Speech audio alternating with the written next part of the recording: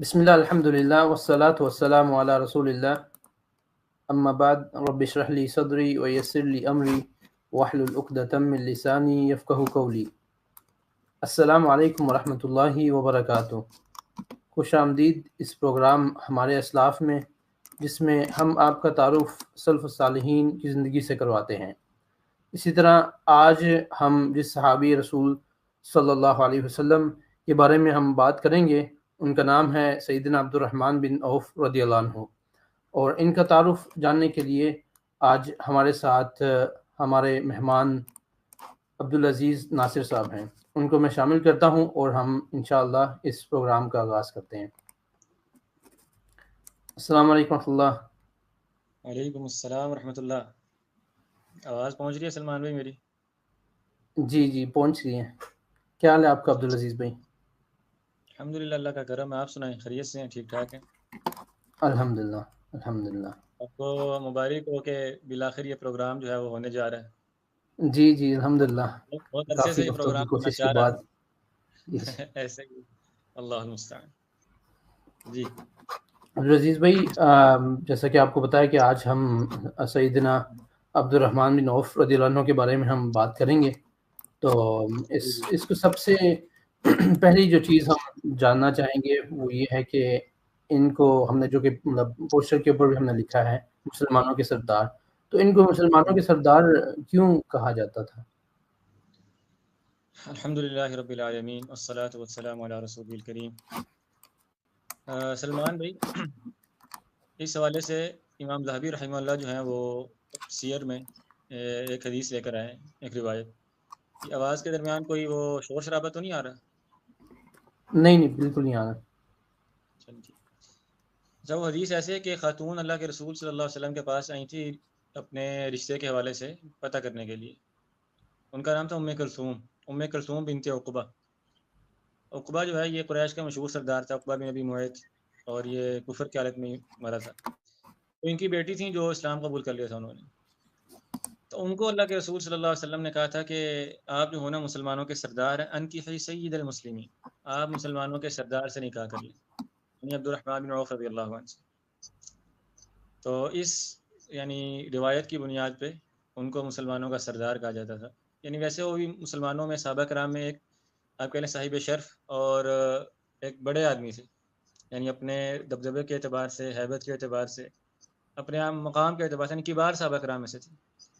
تو ایسے ہی ان کی حیثیت تھی جیسے مسلمانوں میں ایک سردار ہوتا ہے۔ آگے ہم کچھ واقعات کی طرف اشارہ بھی کریں گے۔ تو یہ بنیادی طور پہ وہ یعنی روایت ہے جس کی بنیاد پہ انہیں سید المسلمین کہا جاتا ہے۔ صحیح۔ اب ان کا تعارف شروع کرتے ہیں۔ اگر پہلے آپ ان کے خاندان کے بارے میں اگر کچھ ہمیں بتائیں۔ عبد الرحمن بن عوف رضی اللہ عنہ جو ہے نا، یہ قریشی ہیں، اور قریش کا جو خاندان تھا بنو زہرہ وہ خاندان ہے جو نبی کریم صلی اللہ علیہ وسلم کا ننیال ہے۔ آپ کی والدہ اس خاندان سے تھی، تو یہ بنو زہرہ میں سے عبد الرحمن بن عوف رضی اللہ عنہ۔ اور ان کا نام جاہلیت میں ہوتا تھا عبد عمر یا عبد الکعبہ، دونوں روایات ہیں۔ تو جب انہوں نے اسلام قبول کیا تو اللہ کے رسول صلی اللہ علیہ وسلم نے ان کو کہا کہ آپ کا نام جو ہے نا وہ عبد الرحمن ہو جانا چاہیے، یعنی رحمان کا بندہ، بجائے اس کے کہ عمر کا بندہ یا کعبے کی طرف نسبت ہو۔ تو اللہ کے رسول صلی اللہ علیہ وسلم برے ناموں کو بدل دیا کرتے تھے، تو آپ نے ان کا نام پہ رکھا تھا عبد الرحمن۔ تو یہ ان کا آپ کہہ لیں اجمالی سا تعارف ہے ان کے یعنی نام وغیرہ کے اعتبار سے۔ صحیح۔ شیخ، ان کے کچھ فضائل اور خصائص اس کے بارے میں بتائیں۔ اللہ اکبر۔ عبد الرحمن بن عوف رضی اللہ عنہ جو ہے، یہ ان کے جو بعض خصائص جو امام ذہبی نے ذکر کیے ہیں اپنی کتاب میں، وہ میں ذکر کر دیتا ہوں مختصراً۔ سب سے پہلی بات تو یہ کہ یہ عشرہ مبشرہ میں سے وہ جو مشہور 10 نام ہیں صحابہ کرام کے، جی جو تقریباً اکثر لوگ جانتے بھی ہیں الحمدللہ، جن 10 صحابہ کرام کو آپ نے دنیا میں کیا دیا تھا کہ یہ جنتی ہیں، ان کے لیے جنت کی بشارت دے دی تھی، تو ان میں سے ایک عبد الرحمن بن عوف رضی اللہ عنہ بھی تھے۔ دوسری بات یہ ہے کہ یہ اصحاب شورا میں سے، اصحاب شورا کا ہم نے ذکر کیا تھا جب ہم نے حضرت زبیر رضی اللہ عنہ کے بارے میں جب پروگرام کیا تھا، کہ وہ 6 صحابہ کرام جن کو عمر رضی اللہ عنہ نے منتخب کیا تھا، متعین کیا تھا کہ میرے بعد آپ 6 لوگوں نے آپس میں فیصلہ کر لینا کہ خلیفہ کون ہوگا، اصحاب شورا۔ تو صحابہ شورا کی اہمیت کیا ہے کہ اہل سنہ کے نزدیک جو صحابہ شورا ہیں یہ سب کے سب خلافت کے حقدار تھے، یعنی حضرت عثمان، علی، طلحہ، زبیر اور عبد الرحمن بن عوف اور سعد بن ابی وقاص رضی اللہ عنہ، یہ 6 کے 6 صحابہ کرام کو چونکہ حضرت عمر نے منتخب کیا تھا، معین کیا تھا، اور یہ عشرہ مبشرہ کے صحابہ کے ہیں، تو اگر ان میں سے کوئی بھی خلیفہ بنتا تو وہ اس کا اہل تھا، حقدار تھا کہ وہ خلیفہ بن سکتا تھا. تو یہ بھی ان کی فضیلت ہے کہ یہ ان اصحاب شورا میں سے. اور اس کے علاوہ ان کی ایک فضیلت ہے جو بڑی شاندار فضیلت ہے، وہ کیا ہے کہ یہ وہ صحابی ہیں جن کے پیچھے نبی کریم صلی اللہ علیہ وسلم نے نماز ادا کی. ان سے یعنی مشہور حدیث ہے کہ ابو بکر رضی اللہ عنہ کے علاوہ، یعنی سوال کیا گیا کسی صحابی سے غالباً کہ کیا اللہ کے رسول صلی اللہ علیہ وسلم نے ابو بکر کے علاوہ بھی کسی کے پیچھے نماز ادا کی ہے؟ تو انہوں نے کہا کہ ہاں، عبد الرحمن بن عوف رضی اللہ عنہ کے پیچھے، اور وہ صحابی غالباً تھے مغیرہ بن شعبہ رضی اللہ عنہ. تو انہوں نے بتایا پھر ہم کہ کسی وجہ سے ہم لوگ جو تھے نا وہ لیٹ ہو گئے، فجر کی نماز کا وقت تھا، تو جب ہم واپس آئے تو ایک رکعت ہو چکی تھی اور عبد الرحمن رضی اللہ عنہ کی نماز پڑھا رہے تھے. تو انہوں نے جب دیکھا کہ اللہ کے رسول صلی اللہ علیہ وسلم آ رہے ہیں تو انہوں نے پیچھے آنا چاہا، یعنی مصلی سے پیچھے آ جائیں تاکہ اللہ کے رسول صلی اللہ علیہ وسلم آگے امام بن جائیں. تو آپ نے ان کو اشارہ کیا کہ آپ نماز پڑھاتے رہیں، جاری رکھیں. تو اللہ کے رسول صلی اللہ علیہ وسلم نے فجر کی ایک رکعت ان کے پیچھے پڑھی اور بعد میں ایک رکعت ادا کر لی. تو یہ بھی بڑی فضیلت ہے، یقینی بات ہے. اور اسی طرح ان کی فضیلت ہے سلمان بھائی، آپ کو یاد ہوگا ہم نے بات کی تھی ابو بکر رضی اللہ عنہ کے بارے میں کہ ان کی جو صحابیت ہے نا، جو صحبت ہے وہ خاص ہے. یعنی یہ تو تمام صحابہ کرام ہیں، لیکن اللہ کے رسول صلی اللہ علیہ وسلم اپنے بعض صحابہ کرام کو خاص کر دیتے ہیں کہ یہ میرا خاص صحابی ہے کسی بھی واقعے کی مناسبت سے. جیسے ابو بکر رضی اللہ عنہ کے قصے میں ہم نے بات کی تھی کہ عمر رضی اللہ عنہ سے جب ان کی انبن ہوئی، کوئی معاملہ بحث ہوئی، تو آپ نے کہا کیا تم میرے صحابی کو چھوڑ نہیں سکتے، میرے ساتھی کو؟ تو وہ کیا مراد ہے کہ ساتھی تو وہ بھی ہیں، عمر بھی ہیں، لیکن اب جب دو آپس میں مقابلے پہ آ گئے تو یہ ابو بکر اب خاص صحابی ہیں، یہ قریبی صحابی. تو اسی طرح عبد الرحمن بن عوف رضی اللہ عنہ جو ہے نا، یہ نبی کریم صلی اللہ علیہ وسلم کے خاص صحابی تھے، صحبت خاصہ انہیں حاصل تھی. اور وہ واقعہ کیا کہ ان کی اور خالد بن ولید رضی اللہ عنہ کی کسی معاملے میں انبن ہو گئی، وہ بھی صحابی ہیں، وہ بھی جلیل القدر صحابی ہیں. تو اللہ کے رسول صلی اللہ علیہ وسلم نے اس موقع پر فرمایا تھا دعو لی اصحابی، میرے لیے میرے ساتھیوں کو چھوڑ دو. مراد کیا تھی؟ خالد رضی اللہ عنہ کو تنبیہ کی کہ عبد الرحمن بن عوف تم سے پہلے اسلام لانے والے ہیں، تم سے بڑے ہیں، فضیلت میں سبقت میں تم سے آگے ہیں، تو میری خاطر جو ہے نا میرے ساتھی کو تم نے آئندہ اذیت نہیں دینی. اور آپ نے ساتھ ہی کہا کہ اگر تم میں سے کوئی بندہ احد پہاڑ کے برابر بھی اللہ کے راستے میں خرچ کر دے تو میرے ان ساتھیوں کے، یعنی جو اسلام قبول کرنے میں پہلے ہیں، ان کے برابر نہیں ہو سکتا. بلکہ مزے کی بات یہ ہے کہ بعض روایت میں بات آتی ہے کہ نبی کریم صلی اللہ علیہ وسلم نے خالد رضی اللہ عنہ کو مخاطب کر کے کہا، آپ نے کہا یا خالد لا تؤذی عبد الرحمن، خالد آپ نے آج کے بعد عبد الرحمن کو تکلیف نہیں دینی، جو آپ کا معاملہ ہے، لڑائی جھگڑا ہے، تو آپ نے عبد الرحمن بن عوف رضی اللہ عنہ کو اذیت نہیں پہنچانی. کیوں؟ آپ نے کہا کیونکہ وہ بدری صحابی، یعنی یہ وہ بندہ ہے جو میرے ساتھ غزوہ بدر میں شریک تھا. اچھا، اور پھر مزے کی بات پتہ کیا کہ جب آپ نے بات کہی نا، تو اب دیکھیں نہیں صحابہ کرام کے اندر وہ غیرت ایمانی، اور ان کو یہ پتہ تھا کہ جو اللہ کے رسول نے جس کی حمایت کی ہے ہم نے اس کی طرف ہو جانا ہے. تو صحابہ کرام سے نا وہ سب حضرت عبد الرحمن بن عوف کے ساتھ ہو گئے اور خالد کو برا بھلا کہنا شروع کر دیا. بھئی انہوں نے کہا کہ اللہ کے رسول نے ان کی سائڈ لی ہے نا، اور خالد کو منع کیا ہے کہ عبد الرحمن کو اذیت نہیں دینی. تو سب یعنی جو لوگ تھے انہوں نے نا خالد رضی اللہ عنہ کو برا بھلا کہنا شروع کر دیا کہ یہ دیکھو یہ تو بزرگ ہیں عبد الرحمن بن عوف رضی اللہ عنہ، ان کو پریشان کیا اس نے یا ان کو تکلیف کی، جو بھی بات ہوگی. تو پھر اللہ کے رسول صلی اللہ علیہ وسلم نے لوگوں کو بھی کہا، آپ نے کہا لا تؤذوا خالدا، دیکھو خالد کو بھی اذیت نہیں دینی، اس کو بھی تکلیف نہیں دینی. فإنه سيف من سيوف اللہ، وہ تو اللہ کی تلواروں میں سے ایک تلوار ہے. یعنی آپ نے ان کی بھی فضیلت بیان کر دی ان کی دلجوئی کے لیے کہ لوگ جو ہے نا یہ نہ سمجھیں کہ اگر میں نے ان کی حمایت کی ہے تو اس کا کوئی مقام نہیں ہے دوسرے. تو آپ نے خالد کو تنبیہ کی کہ آپ نے ان کو تکلیف نہیں دینی، وہ بدری صحابی ہیں، اور لوگوں کو تنبیہ کر دی کہ آپ نے اس واقعے کو بنیاد بنا کے نا آپ نے خالد پر تان نہیں کرنا کہ وہ بھی اللہ کی تلواروں میں سے ایک تلوار ہے رضی اللہ عنہ. تو ان کے فضائل میں سے ایک تو یہ بات بھی. اور اسی طرح ان کی ایک فضیلت اس کی طرف بھی ہم نے اشارہ کیا تھا غالباً زبیر رضی اللہ عنہ کے قصے میں جب ہم نے پڑھا تھا کہ نبی کریم صلی اللہ علیہ وسلم ایک دفعہ حرا پر پہاڑ پر تھے. میں نے آپ کو شاید بتائی تھی بات کہ آپ جو ہے نا حرا، ایک تو واقعہ مشہور احد پہاڑ والا کہ آپ جب اس پہ چڑھے تو آپ نے کہا ٹھہر جا، تیرے اوپر نبی ہیں، صدیق ہیں اور شہید ہیں. لیکن ایک اور حدیث ہے اس کو بھی جو محقق ہیں سیر و اعلام النبلاء کے، انہوں نے اس کو صحیح کہا ہے کہ نبی کریم صلی اللہ علیہ وسلم اور آپ کے ساتھ آپ کے 8 صحابہ کرام تھے، ابوبکر، عمر، عثمان، علی، یہ 4 جو خلفاء راشدین ہیں، اور طلحہ، زبیر، سعد اور عبد الرحمن بن عوف، یہ 8 صحابہ کرام آپ کے ساتھ تھے، اور آپ حرا پر چڑھے تو وہ ہلنے لگا، تو آپ نے اس کو کہا تھا کہ حرا جو ہے تو ٹھہر جا، اس وقت میرے ساتھ جو ہے نا یا تو نبی ہے تیرے اوپر جو ہے، یا نبی ہے یا صدیق ہے یا شہید ہے. تو نبی وہ تو خود اللہ کے رسول صلی اللہ علیہ وسلم ہے، اور جو جی باقی جی اکثر صحابہ کرام ان میں سے وہ شہداء ہیں، اور عبد الرحمن بن عوف رضی اللہ عنہ ہمیں معلوم ہے کہ وہ شہید نہیں ہوئے تھے، تو پھر وہ کیا، وہ صدیق ہیں. یعنی اللہ کے رسول صلی اللہ علیہ سبحان وسلم کی یہ بشارت ہے ان کے حق کہ عبد الرحمن بن عوف صدیقین میں شامل ہے، اور صدیقین کا درجہ شہداء سے بلند ہے. ٹھیک ہے نا، نبیوں کے بعد صدیقین کا درجہ ہے قرآن مجید میں جو درجات بیان ہیں. تو عبد الرحمن بن عوف رضی اللہ عنہ جو ہے وہ، ان کی یہ فضیلت بھی ہے کہ وہ صدیقین میں شامل ہیں رضی اللہ عنہ ورضوا عنہ. جی صحیح. عبدالعزیز بھائی، ان کے ایک چیز جس کے بارے میں ہمیں علم ہے کہ یہ امیر صحابہ کرام میں سے تھے، اور ہاں جی. اس کے ساتھ ساتھ اتنا ہی اللہ سبحانہ تعالیٰ کی راہ میں خرچ بھی کرتے تھے. تو اس حوالے سے کوئی واقعہ جو ہے کتاب کے اندر اگر بیان ہو تو آپ ہمارے ساتھ شیئر کریں.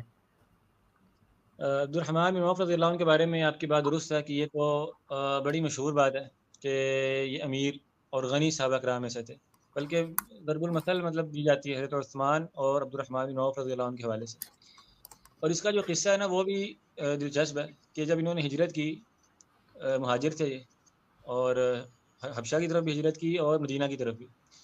تو جب انہوں نے ہجرت کی تو آپ کو معلوم ہوگا کہ نبی کریم صلی اللہ علیہ وسلم نے مواخات کروا دی تھی، ایک مہاجر ایک انصاری کا بھائی.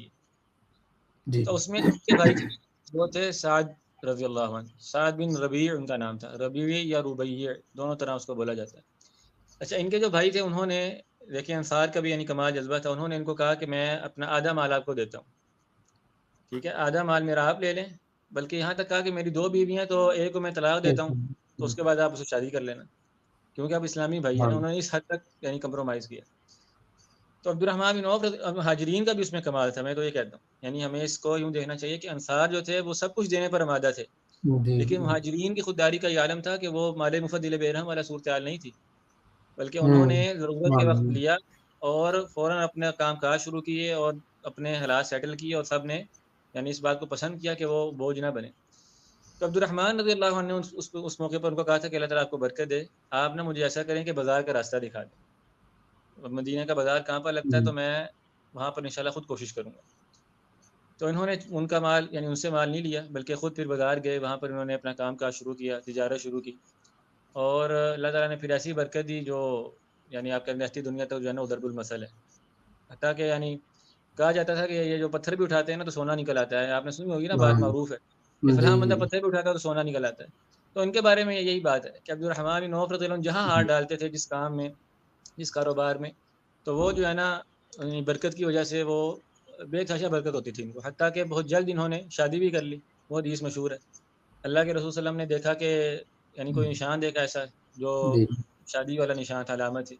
تو آپ نے کہا عبد الرحمن آپ نے شادی کی اور بتایا بھی نہیں، یعنی مراد یہ نہیں تھی کہ آپ نے مطلب مجھے بلایا نہیں ہے، یعنی آپ نے ان کو یعنی جی حیران ہوئے نا کہ مہاجرین اتنی جی جلدی آئے ہیں اور ابھی کچھ عرصہ ہوا ہے، تو عبد الرحمن نے اتنی جلدی شادی بھی کر لی ہے ماشاء اللہ.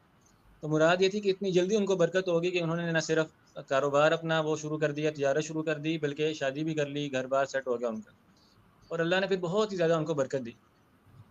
اور ان کے جو آپ کہہ لیں یعنی اس حوالے سے جو ایک اہم بات ہے ان کے انفاق کے حوالے سے کہ انہوں نے اللہ کے رسول صلی اللہ علیہ وسلم کے دور میں اپنی آدھی پونجی صدقہ کر دی تھی، یعنی جو کچھ ان کے پاس تھا نا اس میں سے آدھا انہوں نے 50% وہ اللہ کی راہ میں دے دیا تھا. اور منافقین نے نا ان پر آپ کہہ لیں تانے مارے ان کو، یعنی انہوں نے کہا کہ جو عبد الرحمن ہے نا یہ ریا بہت کرتا ہے، دکھاوا بہت کرتا ہے، اس کو سمجھتا ہے پیسے بہت ہیں اس کے پاس تو اللہ کی راہ میں دیتا ہے. اب منافقین کے لیے تو انفاق مشکل ہے نا، منافقین کے لیے تو سب سے بڑی بیماری مشکل چیز ہے نفاق اور انفاق، یہ تو اکٹھے ہو ہی نہیں سکتے. تو جب انہوں نے دیکھا کہ یہ بندہ تو بڑا خرچ کر رہا ہے تو انہوں نے ان کو تانے دیے کہ اللہ کی راہ میں بہت زیادہ دیتا ہے. تو قرآن مجید میں جو یہ آیات ہے نا الذین یلمزون المطوعین من المؤمنین فی الصدقات، کہ یہ جو اہل ایمان کو لمز کرتے ہیں، ان کو تانے مارتے ہیں کہ یہ تو بڑا اللہ کی راہ میں دیتے ہیں، بڑا دکھاوا کرتے ہیں، تو اس کے شان نزول میں یہ بھی روایت امام ذہبی لے کر آئے کہ وہ عبد الرحمن بن عوف رضی اللہ عنہ کے بارے میں نازل ہوئی تھی کہ جب منافقین نے ان کو تانے مارنے شروع کیے۔ اسی طرح اس حوالے سے اور جو چند باتیں امام ذہبی نے ذکر کی ہیں وہ یہ ہیں، ایک نبی کریم صلی اللہ علیہ وسلم کی ایک حدیث ہے، آپ نے فرمایا تھا اپنی زندگی میں کہ خیرکم لأہلی، ایک تو حدیث ہم سنتے ہیں نا خیرکم لأہلہ، تم میں سے اچھا ہوگا جو اپنے گھر والوں کے لیے اچھا ہے، جی جی لیکن ایک حدیث آپ نے فرمایا تھا تم میں سے اچھا وہ ہوگا جو میرے گھر والوں کے لیے اچھا ہوگا، یعنی میرے جانے کے بعد جو ازواج مطہرات ہیں، میری بیوی ہیں، ان کے جی حق میں جی جو بندہ اچھا ہوگا نا وہ تم میں سے سب سے بہترین ہے۔ تو عبد الرحمن بن عوف رضی اللہ عنہ وہ ہستی ہیں جنہوں نے آپ کہہ لیں کہ ازواج مطہرات کا خرچہ اٹھایا نبی کریم صلی اللہ علیہ وسلم کے فوت ہو جانے کے بعد، حتیٰ کہ مورخین نے ذکر کیا کہ یہ امین رسول اللہ صلی اللہ علیہ وسلم علی ازواجہ، نبی کریم صلی اللہ علیہ وسلم کی بیویوں پر جو ان کے آپ کہہ لیں نگران تھے نا، جو ذمہ دار تھے ان کے ہر طرح کے خرچوں کا خیال کرنے والے، ضروریات کا، تو عبد الرحمن رضی اللہ عنہ تھے، یعنی انہوں نے تمام ازواج کو مستغنی کر دیا ہوا تھا، بس ان کا اپنا کماتے تھے اور ان کا آپ کہہ رہے ہیں جیسے ہوتا ہے نا ان کا حصہ لگایا ہوا تھا ماہانہ سالانہ جو بھی تھا۔ اسی طرح امام ذہبی نے ذکر کیا کہ انہوں نے ایک باغ جو ہے وہ جس کی مالیت 4 لاکھ اس وقت تھی، 4 لاکھ درہم یا دینار تھے، اس میں ذکر نہیں، لیکن بہت مہنگا ایک باغ تھا 4 لاکھ، تو اس مالیت کا باغ وہ انہوں نے اس کی رقم جو تھی نا پوری وہ ازواج مطہرات کے لیے وقف کر دی تھی۔ اب 4 لاکھ جو ہے بہت بڑی رقم ہے، تو انہوں نے وہ نبی جی کریم صلی اللہ علیہ وسلم کی اس کو خاص کر دیا تھا کہ یہ آپ کے لیے۔ اسی طرح ایک اور واقعہ امام ذہبی لے کر آئے، اور وہ اس طرح کہ عثمان رضی اللہ عنہ سے ایک باغ خریدا، اس کی مالیت تھی 40,000 دینار، یعنی بہت مہنگا باغ خریدا، اور اس کو جو ہے نا انہوں نے اپنے قبیلے کے بعض لوگوں کے لیے اور ازواج مطہرات کے لیے اس میں تقسیم کر دیا سارا، کہ یہ یعنی میرے قبیلے کے فلاں فلاں لوگوں کے لیے اور یہ امت کی جماعیں ان کے لیے۔ تو سید عائشہ رضی اللہ عنہ جو تھی نا، جب ان کا حصہ ان تک پہنچا نا تو انہوں نے پوچھا یہ کہاں سے آیا ہے، تو انہوں نے کہا کہ تو عبد الرحمن نے بھیجا بن عوف رضی اللہ عنہ نے۔ تو انہوں نے کہا کہ میں نے اللہ کے رسول صلی اللہ علیہ وسلم سے ایک بات سنی تھی، آپ نے فرمایا تھا کہ تمہارا خیال میری امت میں وہی رکھے گا جو البار الصادق، جو حقیقی طور پہ اللہ کا نیک بندہ ہو۔ یہ اللہ کے رسول گواہی دے کر گئے تھے جو تمہارا جو خیال بندہ رکھے گا نا وہ البار الصادق، پکا ٹھکا نیک بندہ ہوگا وہ، اور بار یعنی احسان سلوک کرنے والا، فرما بردار، بڑا ہی اچھا آدمی ہوگا۔ اور اس کے بعد انہوں نے یہ حدیث بھی سنائی اور دعا بھی کی، انہوں نے کہا کہ سق اللہ بن عوف من سلسبیل الجنت، اللہ تعالیٰ عبد الرحمن بن عوف کو جنت کے چشمے سلسبیل سے پانی پلا۔ سید عائشہ کے لیے دعا کیا کرتے تھے۔ اس طرح ام سلمہ رضی اللہ عنہ دیگر ازواج مطہرات کے بارے میں بھی ایسی باتیں ملتی ہیں کہ ان کے ہدایہ ان تک پہنچا کرتے تھے۔ اور اسی طرح ایک اور بڑی اچھی بات امام ذہبی ہم نے ذکر کی ہے، یہ بڑی عجیب بات ہے، وہ کہتے ہیں کان اہل المدینہ عیالا علی عبد الرحمن، اہل مدینہ سب کے سب عبد الرحمن کے اہل و عیال یعنی عیال میں شامل تھے، یعنی پورے مدینہ کا خرچہ عبد الرحمن اٹھاتے تھے۔ مدینہ میں یعنی جو لوگ کمانے والے تھے نا وہ تو تھے ہی تھے، لیکن جتنے فقراء، مساکین، بیوائیں، جو لوگ مدینہ میں تھے نا جن کا اپنا آمدن نہیں تھی، ان کی آمدن کہاں سے ہوتی تھی؟ عبد الرحمن کے پیسوں۔ یعنی آپ دیکھیں اللہ نے کتنا مبارک بندہ بنایا تھا، کتنا ہی مبارک آدمی تھا کہ پورے شہر کا خرچہ وہ اٹھا رہے ہیں، اور اس میں ایسا کہتے ہیں کہ اس میں سے یعنی 1/3 بندے وہ تھے کہ جن کو قرضے دیے ہوئے تھے عبد الرحمن نے کہ یہ لو، یہ تم پیسے پکڑو، یہ تم پکڑو، تم فلاں کام کرو، تم فلاں جگہ لگاؤ۔ 1/3 وہ تھے، اور 1/3 وہ تھے کہ جن کے قرضے انہوں نے ادا کیے ہوئے تھے، یعنی ایک ہے نا خود قرضے دیے ہوئے ہیں، اور جی ایک ہے جی کہ انہوں نے قرضے اٹھائے ہوئے ہیں کہیں سے، ان کی طرف سے دے دیے ہیں، اچھا تمہارا اتنا قرضہ یہ لو، تمہارا اتنا قرضہ یہ لو۔ اور 1/3 وہ تھے کہ جن کے قرضوں والا معاملہ تھا ہی نہیں سرے سے، بس یہ تم جو ہے نا میری ذمہ داری ہے، ٹھیک ہے، یعنی آپ کہہ رہے ہیں 30% کر لیں کہ 30% وہ ہیں، 33% ان کے قرضے ادا کیے ہوئے عبد الرحمن نے، 30% وہ ہیں جن کے قرضے دیے ہوئے عبد الرحمن نے، اور 30% وہ ہیں کہ جو ہے ان کی ذمہ داری۔ تو مدینہ کے جو فقراء تھے، جو غرباء تھے، وہ مطلب یعنی ان کے لیے کیا، یعنی کیسا اللہ کا نیک بندہ ہوگا نا۔ اللہ اکبر۔ بات وہی ہے، میں نے آپ کو یاد ہوگا عثمان رضی اللہ عنہ کے شاید اس میں ہم نے ذکر کیا تھا یا کہیں پر، کہ امام احمد کے سامنے بات ذکر کی گئی نا کہ پیسہ جو ہے بڑا اہم ہوتا ہے، مال و دولت بڑا ضروری ہوتا ہے، تو انہوں نے کہا یہ مطلب وہ آپ کو پتہ ہے ایک زاہد تھے بڑے دنیا سے، تو انہوں نے کہا کہ یہ تو درست بات نہیں ہے، تو ان کو کہا گیا کہ عبدالرحمن بن عوف اور عثمان کے پاس بھی تو پیسہ تھا، یعنی مثال دی گئی نا جیسے آج کل بھی لوگ دیتے ہیں کہ یار آپ کا تو پیسہ نہیں کمانا چاہیے، دنیا میں زہد ہونا چاہیے، دنیا نہیں ہونی چاہیے، تو ان دونوں کے پاس بھی تو تھا۔ تو وہ جو کلمے ہیں نا وہ بڑے شاندار ہیں امام احمد کے، انہوں نے کہا تھا کہ خاموش ہو جاؤ، تمہیں نہیں علم کہ اللہ تعالیٰ نے اپنے خزانوں کی چابیاں ان دونوں کو دی ہیں اصل میں۔ سبحان اللہ۔ یہ جو ہے عثمان اور عبدالرحمن یہ دنیا کے لیے دنیا نہیں کماتے تھے، اللہ نے اپنے خزانوں کی چابیاں ان کو دی ہوئی تھی کہ یہ لو میرا خزانہ جو ہے نا اس کو اللہ کے بندوں میں تقسیم کرو، جیسے تمہارے جی میں آتا ہے نا لٹا دو اللہ کے راستے میں۔ تو یہ عبدالرحمن بن عوف رضی اللہ عنہ کا حال تھا کہ وہ انہوں نے اللہ کے راستے میں خرچ کی۔ یہ میری آواز آ رہی ہے آپ کو؟ جی جی آ رہی، جی آ رہی ہے۔ آپ کی آواز جو ہے نا وہ مجھ تک نہیں آ رہی، ہمیں بالکل ختم ہو گئی، میری آواز نہیں آ رہی؟ درمیان میں شاید ایک کال آئی تھی اس وجہ سے آواز جو ہے وہ ختم ہو گئی۔ اب آپ ابھی بھی اگر نہیں آ رہی یہ ہے؟ مجھے ایک دفعہ نا اس سے نکال کے دوبارہ شامل کریں، یہ ممکن ہے اسٹریم سے؟ جی جی جی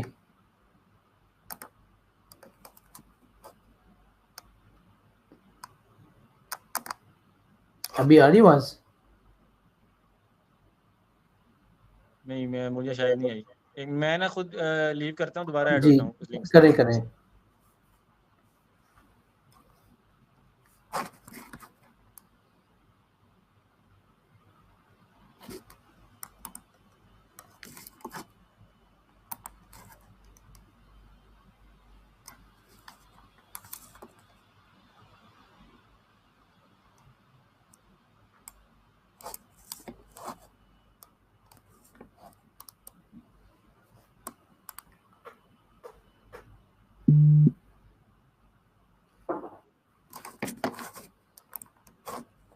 جی السلام علیکم ورحمۃ اللہ۔ وعلیکم السلام ورحمۃ اللہ وبرکاتہ۔ جی آ رہی ہے آواز اب؟ اصل میں درمیان میں شاید کال آئی تھی نا اس وجہ سے آپ کی آواز غائب ہو گئی۔ تو اچھا ہم یہ دروازہ جو ہے نا اس کو ذرا بند کرنا ہے۔ اچھا ہم کہاں پر تھے سلمان بھائی؟ جی ان کے مال کے حوالے سے آپ بات ذکر کر ہاں رہے تھے نا وہ کہ جو میں کتنا کہہ رہا تھا اللہ کی کہ اہل راہ کے مدینہ اندر خرچ کو انہوں کرتے نے، تھے۔ ٹھیک، اچھا ہاں اس حوالے سے وہ میں بتا رہا تھا کہ امام احمد نے جو بات کی ہے نا کہ یہ دونوں عثمان بھی اور عبدالرحمن بھی یہ اللہ کے خزانوں کے آپ کہہ لیں ان کی چابیاں ان کے پاس تھی، تو جی یہ جی یعنی اگر تو مالدار بندہ ایسا ہو نا کہ جو اللہ کے راستے میں ایسا بے درے خرچ کر رہا ہے تو یہ تو بات سمجھ آتی ہے، یہ مال اس کے لیے پھر فتنہ نہیں۔ اچھا اسی طرح امام ذہبی نے ایک اور بات ذکر کی ہے، وہ بھی یعنی ایک مزیدار بات ہے۔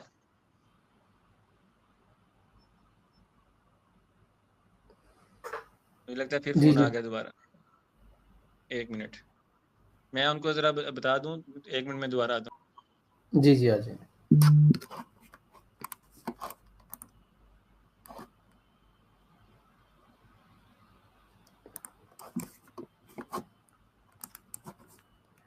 عبدالعزیز بھائی ہمیں سیدنا عبدالرحمن بن عوف کے بارے میں ہمیں بتا رہے ہیں کس طرح وہ مال کو جو ہے اللہ سبحانہ تعالیٰ کی راہ کے اندر جو ہے وہ خرچ کرتے تھے، اور انشاءاللہ اسی کو کنٹینیو کریں گے، بس ایک منٹ میں دوبارہ ہمارے ساتھ شامل ہوں گے۔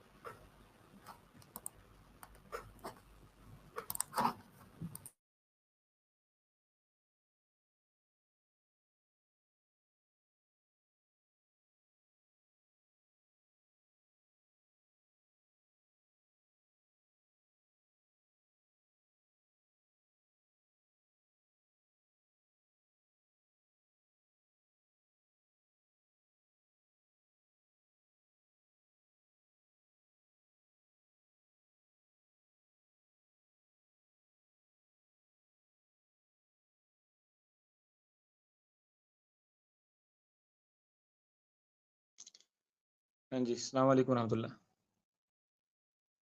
وعلیکم آپ کا السلام۔ جی معذرت، میں بس اصل میں کوئی بات فون کر کے بتا دوں اچھا، تو ہم بات کر رہے تھے کہ ان کے مال کے حوالے سے. اچھا، ایک اور بات جو امام ذہبی رحمہ اللہ نے ذکر کی ہے اس حوالے سے، وہ بات یہ ہے کہ عبدالرحمن بن عوف رضی اللہ عنہ نے نا کچھ وقف کیا تھا اہل بدر پر.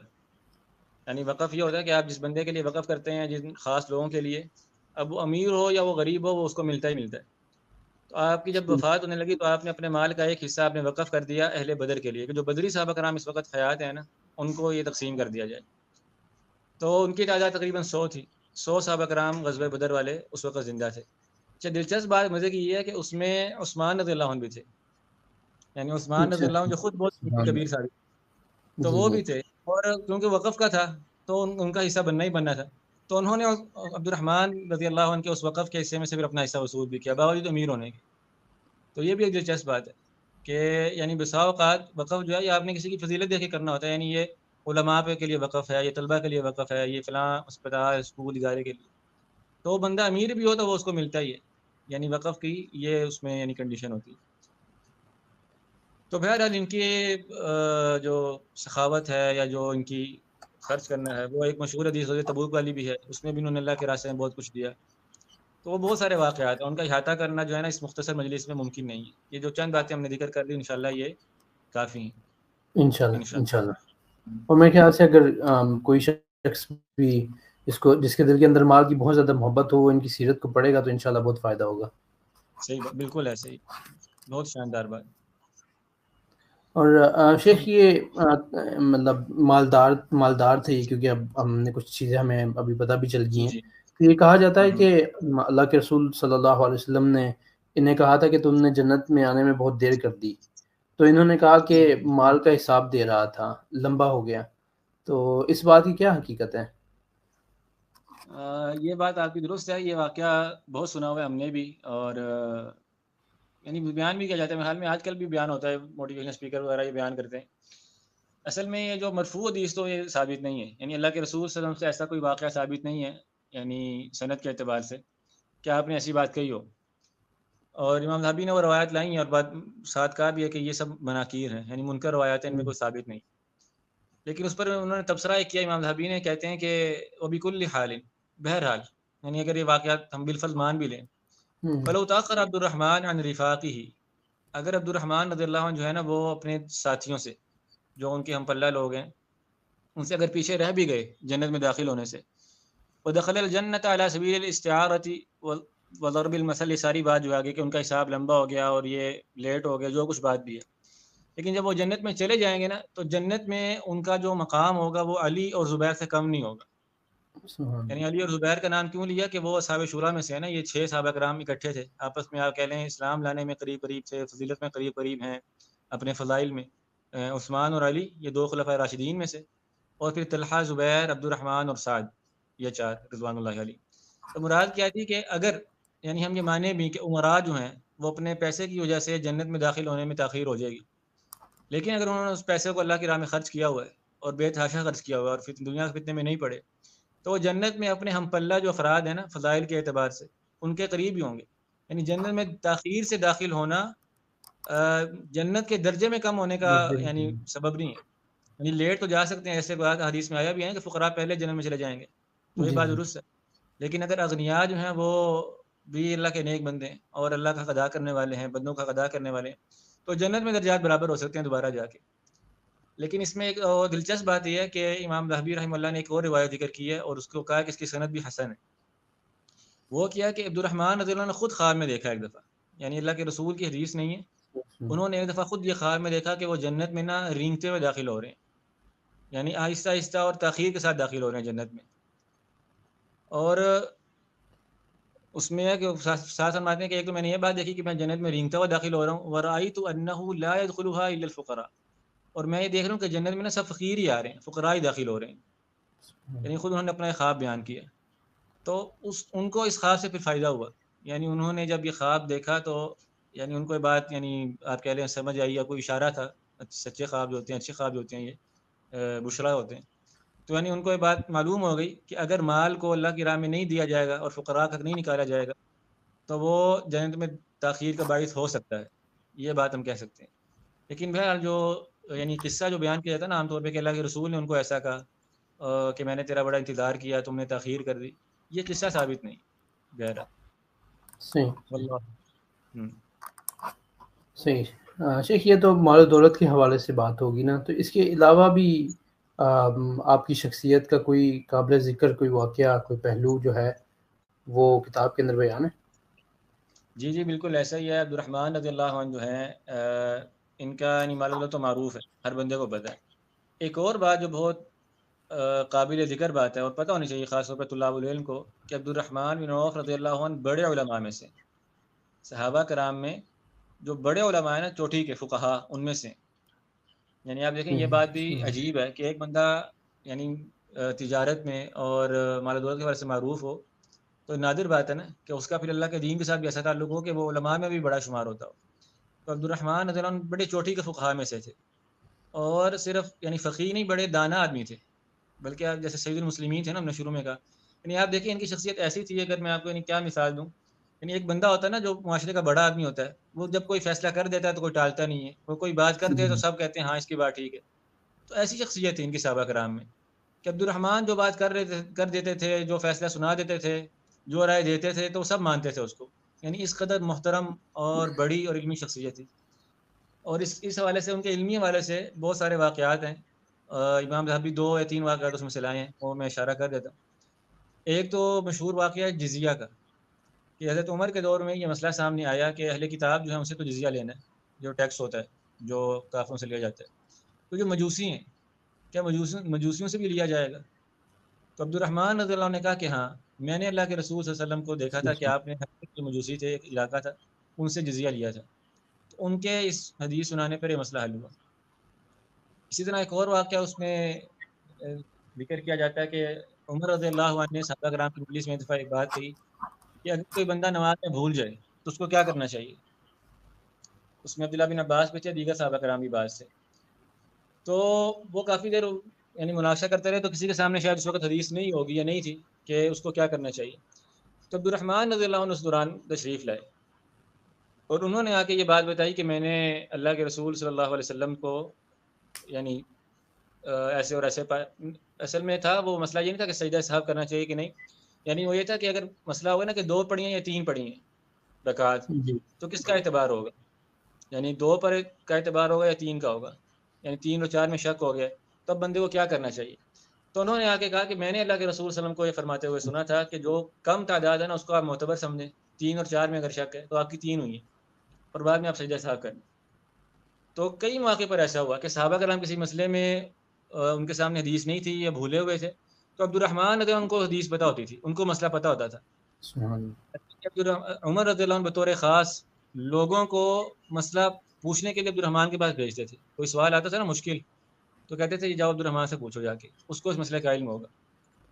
اور امام صاحب نے ایک بڑی اہم بات ذکر کی ہے، امام ذہبی نے، یعنی عجیب بات ہے، کہتے ہیں کہ عبد الرحمن وہ شخصیت ہیں کان یفتی فی عہد رسول اللہ صلی اللہ علیہ وسلم و ابی بکر و عمر، کہ یہ اللہ کے رسول کے بھی دور کے اور ابو بکر و عمر کے بھی دور کے مفتی ہیں۔ یعنی اگر کوئی بندہ اللہ کے رسول کی موجودگی میں اس دور میں فتویٰ دیتا تھا نا، مسئلے بتاتا تھا لوگوں کو، تو عبد الرحمن رضی اللہ عنہ تھے، یعنی اتنا ان کا علمی مقام تھا۔ اور پھر ابو بکر کے دور میں بھی اور عمر کے دور میں بھی رضوان اللہ علیہم اجمعین۔ تو یہ افتاء میں قضاء میں علمی حوالے سے بہت پختہ آدمی تھے، بہت ہی پختہ آدمی تھے۔ اسی طرح جو ہے جیسے میں نے آپ کو کہا نا کہ نہ صرف علمی اعتبار سے بہت بڑے آدمی تھے بلکہ دانا بھی تھے، حکیم بھی تھے، صحابہ کرام میں ان کا عزت و احترام بہت زیادہ تھا۔ تو اس حوالے سے جو بطور خاص ان کی فضیلت ہے یا ان کے مناقب میں بات ذکر کی جا سکتی ہے وہ کیا ہے کہ عثمان رضی اللہ عنہ کی جو تولیت تھی، ان کا جو انتخاب تھا سارا، وہ ان کی کاوش تھی، ساری ان کی محنت تھی۔ یعنی عمر رضی اللہ عنہ نے جب وہ 6 بندے مقرر کر دیے نا کہ آپ نے آپس میں فیصلہ کرنا ہے، تو وہ ان 6 بندوں کے دوران جو ذمہ داری اٹھائی نا عبد الرحمن رضی اللہ عنہ سے، انہوں نے کہا کہ دیکھو مجھے تو خلافت چاہیے نہیں، خود تو میں نے امیر نہیں بننا، لیکن کیا تم راضی ہوتے ہو کہ میں آپ میں فیصلہ کر دوں؟ باقی جو 5 رہ گئے تھے ان کو کہا آپ میں سے میں یہ فیصلہ کر دیتا ہوں کہ کس کو حکمران بننا چاہیے، کون اگلا خلیفہ ہوگا۔ تو سب یعنی شخصیت ہی ایسی تھی عبد الرحمن کی رضی اللہ عنہ، یعنی آپ کے پیچھے اللہ کے رسول نے نماز ہی پڑھی ہوئی تھی نا، صحابہ کرام کے سامنے یہ بات بھی تھی، تو ایسا بندہ کہ اللہ کے رسول صلی اللہ علیہ وسلم کی موجودگی میں یہ مسئلے پر آئے تھے، تو سب نے کہا کہ اتفاق ظاہر کیا۔ تو پھر وہ ایک طویل واقعہ ہے سیرت کی کتابوں میں کہ آپ نے اہل مدینہ سے مشورے کیے، مہاجرین سے، انصار سے، حتیٰ کہ خواتین سے، اور بالآخر آپ نے عثمان رضی اللہ عنہ کو، یعنی آپ نے دیکھا کہ اہل مدینہ جو ہے نا ان کے دل وہ عثمان پر جمع ہے. یعنی لوگ چاہتے ہیں سب کہ عمر کے بعد جو سب سے زیادہ محبوب شخصیت ہے وہ عثمان ہے رضی اللہ عنہ. تو آپ نے پھر ان پانچوں میں سے یعنی آخر میں باقی صحابہ کرام بھی نکل گئے تھے، پھر عثمان اور علی رہ گئے تھے. تو عثمان اور علی میں سے پھر آپ نے جو ہے وہ یہ فیصلہ سنا دیا کہ عثمان رضی اللہ عنہ جو ہیں یہ ان کو خلافت دے دی جائے. اور بھی ویسے صحیح. بعض واقعات ہیں لیکن یعنی انشاءاللہ اس میں کفایت. ہاں ایک بات جو میں بھول گیا ہوں اس میں، جی جی دلچسپ بات ہے کہ جو پیچھے واقعہ میں نے آپ کو بتایا نا عمر رضی اللہ عنہ کے حوالے سے، کہ جب وہ سجدہ صاحب یعنی 3 رکعت ہیں یا 4 رکعت ہیں اس کی جب بات ہو رہی تھی، تو عبد الرحمن رضی اللہ عنہ جب آئے نا تو عمر رضی اللہ عنہ فوراً ان کو دیکھ کے ایک بات کی تھی.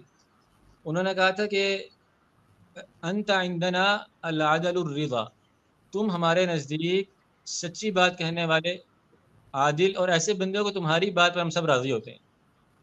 یعنی ایک ہے نا صحابہ کرام سب عادل ہیں، ہم کہتے ہیں صحابہ کلہم عدول، کہ صحابی دین کے معاملے میں جھوٹ نہیں بولتا کبھی بھی، جو حدیث بیان کرے گا سچی ہوتی ہے.